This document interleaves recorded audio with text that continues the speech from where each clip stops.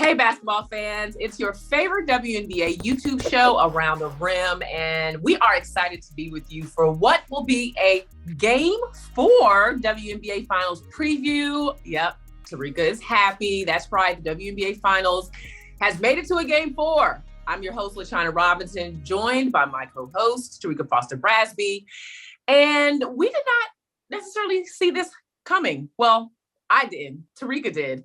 The Connecticut Sun started off 0-2 against the Las Vegas Aces in this best-of-5 series and have come back from the dead as the series shifted to Mohegan Sun Arena. And the Sun, y'all don't see Terrika right now, but she's acting crazy. But the Sun have now won a game. So it's 2-1 in the best-of-5. Game 4 is Sunday, 4 o'clock Eastern time on ESPN. Terrika, I'm going to give you the stage because we kind of got to do a game 1 and 2 preview, and then we got to talk about how the Sun turned this thing around. But how are you feeling about the series right now? I feel good. I feel like we are still in a good place, but I didn't always feel that way. I was nervous after game 1.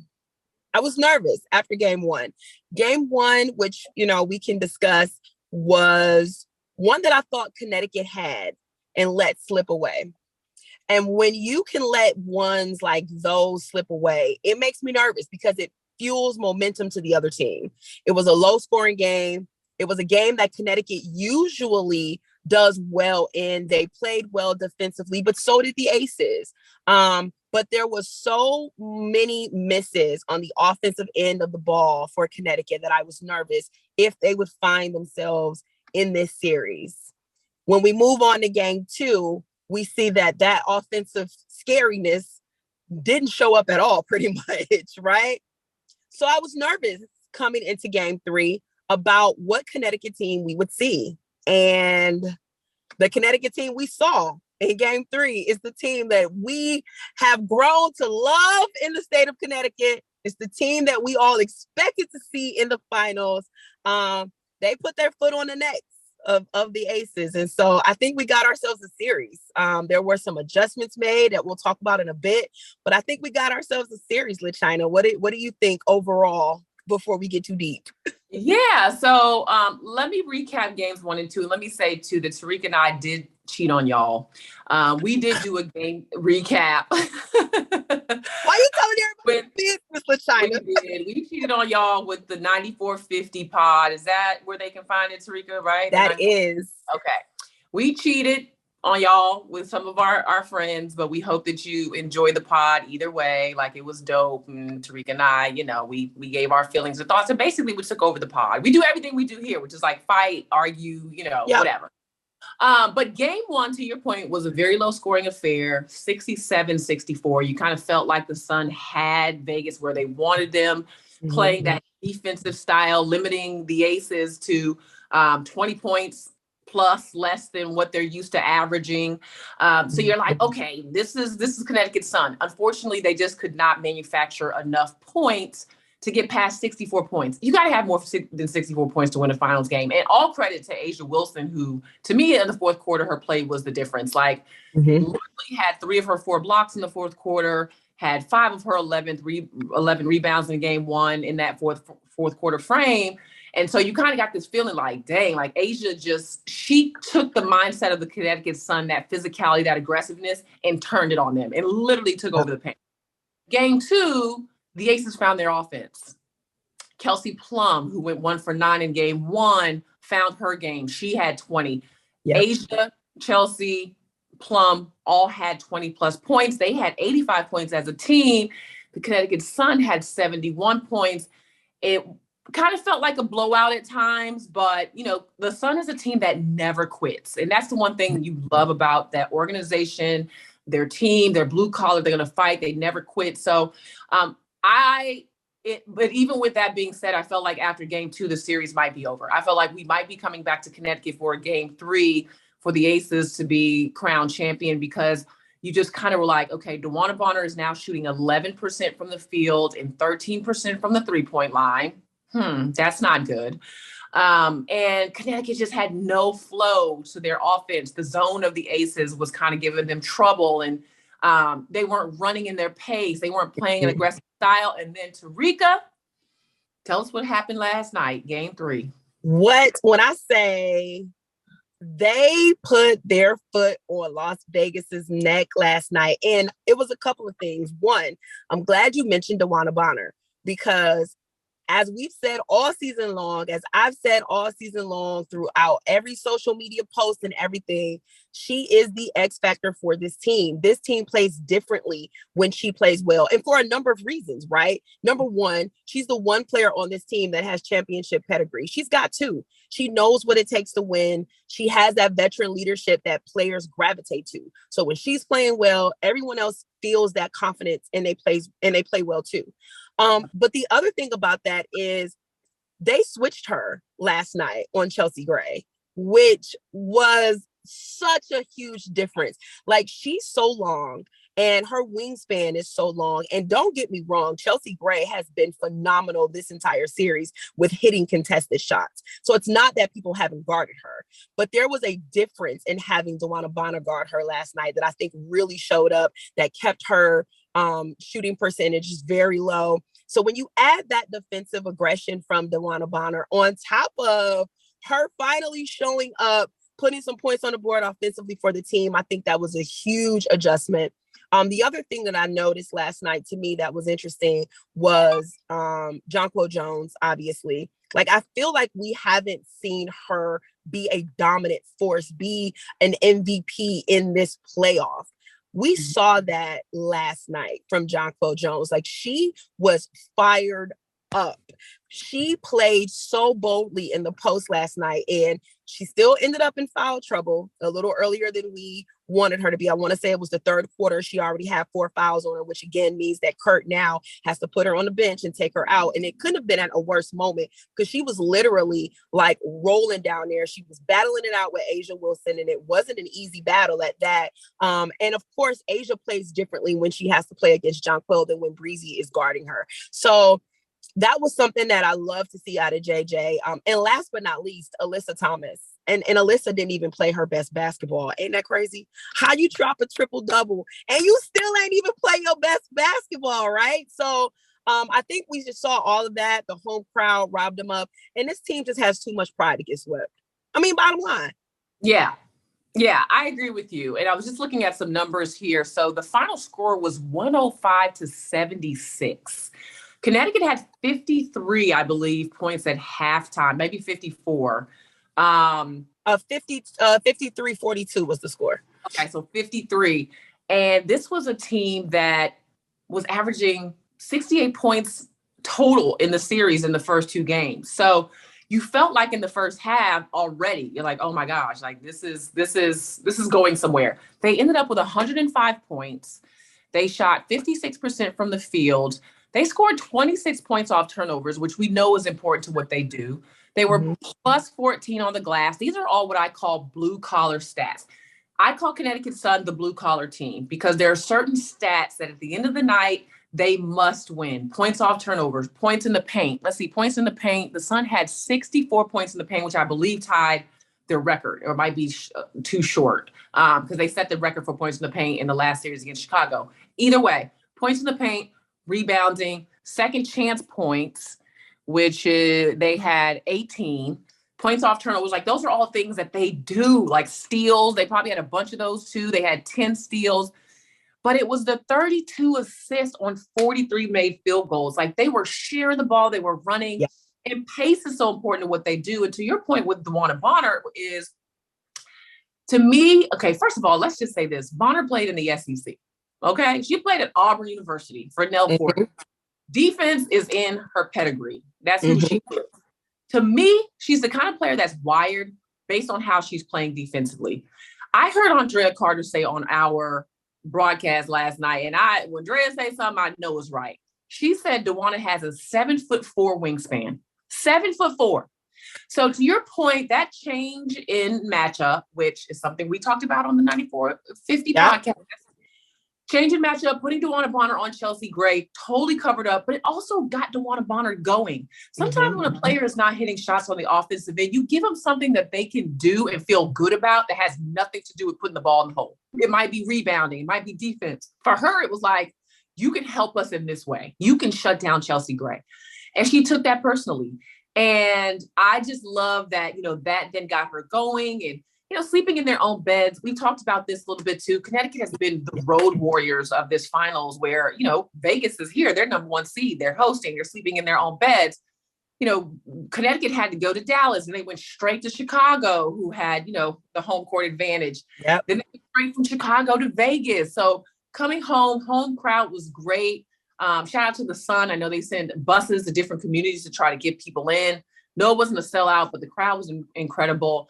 You got to credit this team for how they responded. And this feels very similar to what happened against Chicago. You have to be careful not to give Connecticut momentum. You have to be careful because now I don't see them losing game 4 on Sunday. I'm sorry. I'm going to put it out there. I don't see how that happens coming off the performance, Terrika, but you can, am I wrong? Nope. You nailed everything because literally I was just about to say this series goes to 5. Now, what happens when they get back to Vegas? I have no idea. That Vegas crowd is ridiculously energized and they show up and show out for the Aces. And, credit to the Aces because they didn't just go away. I want to say it was maybe the third quarter. They had cut the lead down to, I want to say 6. It was a 6-point game at one point. So there was an opportunity for them to try to close the gap. But I mean, this was literally a game that Connecticut literally needed to win. And Connecticut is 4-0 in elimination games. They're still facing. That's right. They're 4-0 in elimination games. And this was a stat that blew me away. The Aces were 0-1 when after starting a series 1-0.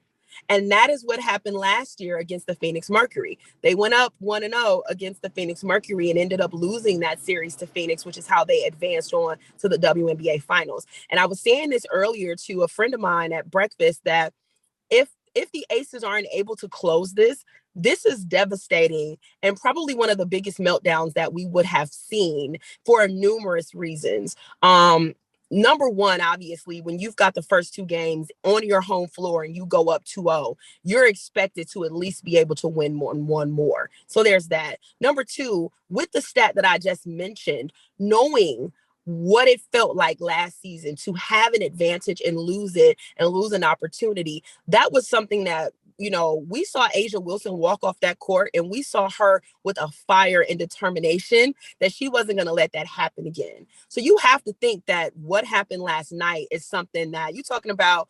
A'ja cussing out Kelsey Plum on Tuesday.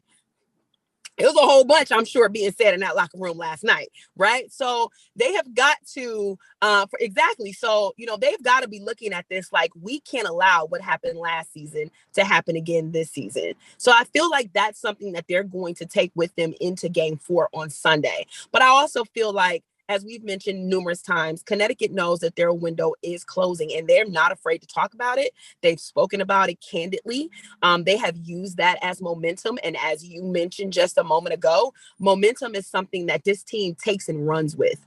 The moment you give them a little bit of momentum, they take it and they fuel it for the rest of the game. That's how we saw that 18-point comeback. That's how we saw them even still won the first time in Chicago. That's what we've seen this entire postseason. So I don't see Connecticut losing game 4. It's up in the air. What would happen if we move on to a game 5? You've got to, consider the travel aspect of it for both teams. You got to consider the home court advantage for Las Vegas. But I'm interested in seeing what kind of adjustments are continued to be made on both sides. Isn't that the fun part of a series, LaChina? Like, you get to see one team and you get to see how they react to what happens on the floor. Las Vegas didn't have practice today. I'm pretty sure they needed a day off. Everyone needs a day off. And I think that's important too. Just the fact that every single one of these games have been one day off play. Well, there's 2 days in between today and game 4 on Sunday. And I think that actually plays also to the favor of Connecticut. They're going to get rest. They're going to get time to reevaluate what went right yesterday. And I just think that it's all going to work out for Connecticut for us to see this series go all the way. Yeah, I mean, Connecticut's the kind of team, and I saw Odyssey Sims in the lobby last night, which I was supposed to go home. But to your point about game after game, I'm exhausted.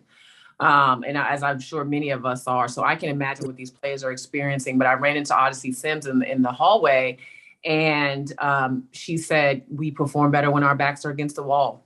And that is so true about Connecticut. Like sometimes and it's scary, and I'm sure frustrating for the team and for Kurt, but sometimes they have to be out of no other option and in a point of desperation for them to play the way we saw them play last night. I want to give some love to Alyssa Thomas, only player to ever have a triple-double in the finals. Also want to give some love to DeWanna Bonner for the mental toughness it takes to turn around from the hole she was in from the first two games. Like much love for Dee. Also, John Quell, who actually was physical and super aggressive. She can get the same number she got last night, and it seemed very pedestrian because that's how good she is. But last night, you just felt the tenacity in her. Letitia Heidemann hit threes. Everybody on that team was a part of that victory, and so you got to credit Connecticut.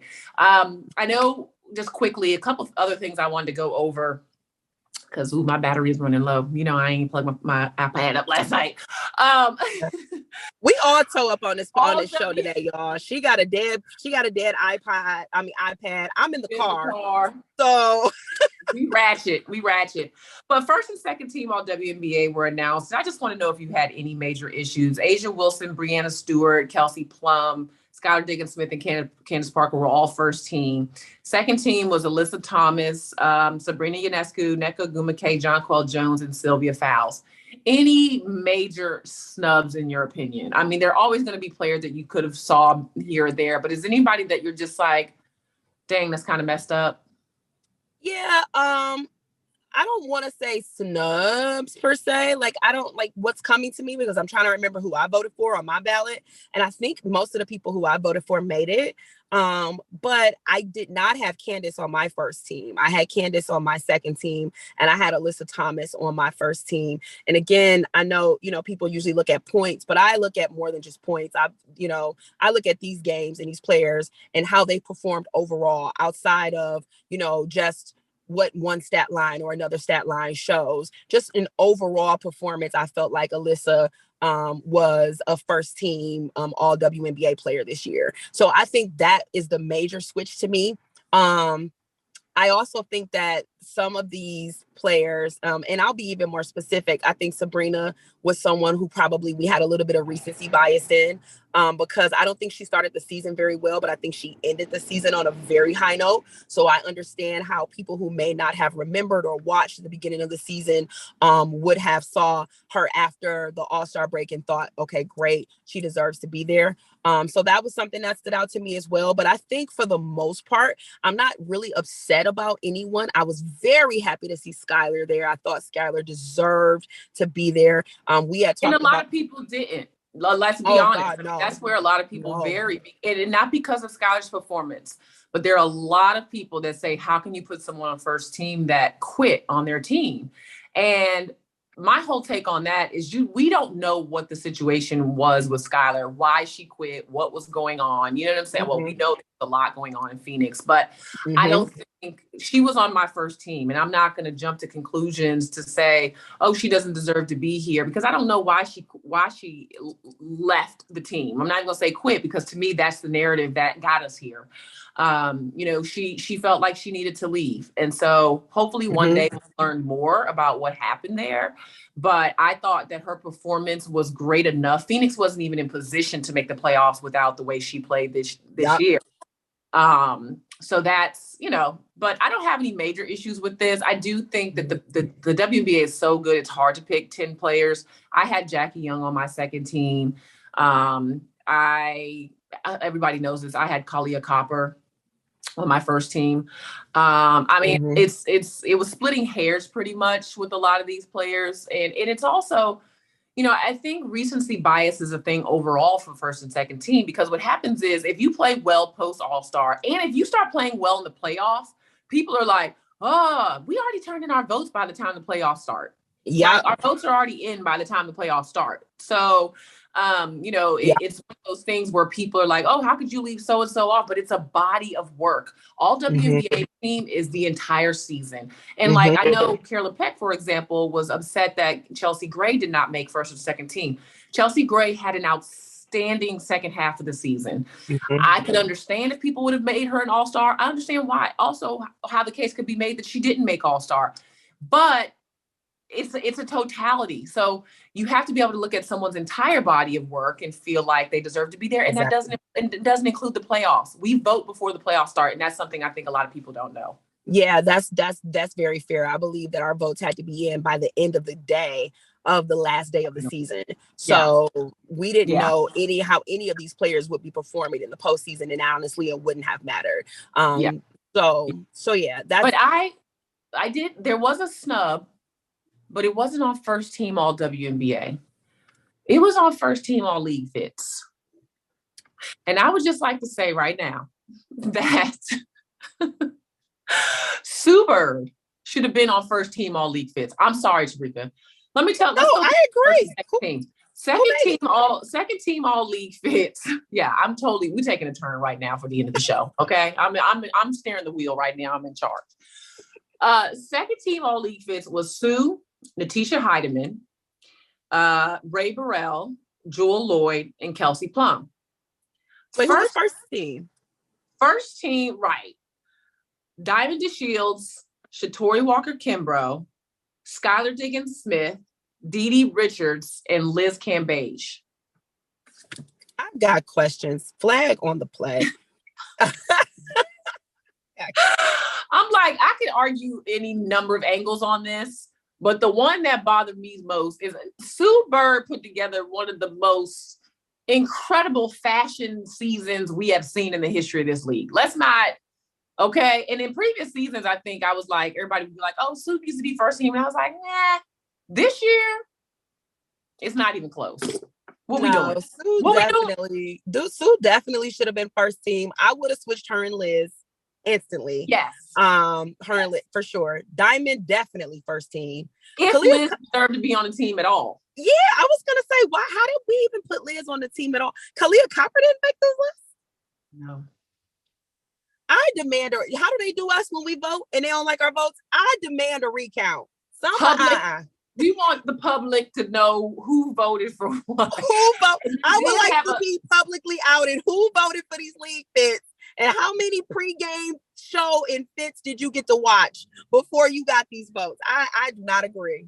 Let me get a Twitter space going to talk about how I don't like these fits. And I will say that there was a panel of voters. Our good friend, Camille from Slam was on it. Chloe Jackson, the stylist. Ty Young, and then I guess the two league fit guys, Joe and Ian. I don't know. So they may have been wrong because I know the other three definitely know what they talk about. So okay, listen. As far as I'm gonna have to hit up Ty and Camille, and we got questions. Yeah, we got major questions. So anyway, I thought that was a little fun. Anything else, Steve? What else we want to talk about? I think we pretty much nailed it this week. I'm very happy with where we are.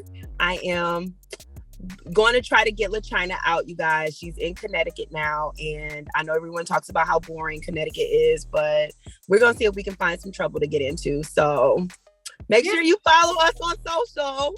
But wait, I just want to say this. Connecticut is beautiful. I just want to show this little bit of view outside of, there's some water out here. Y'all see this water?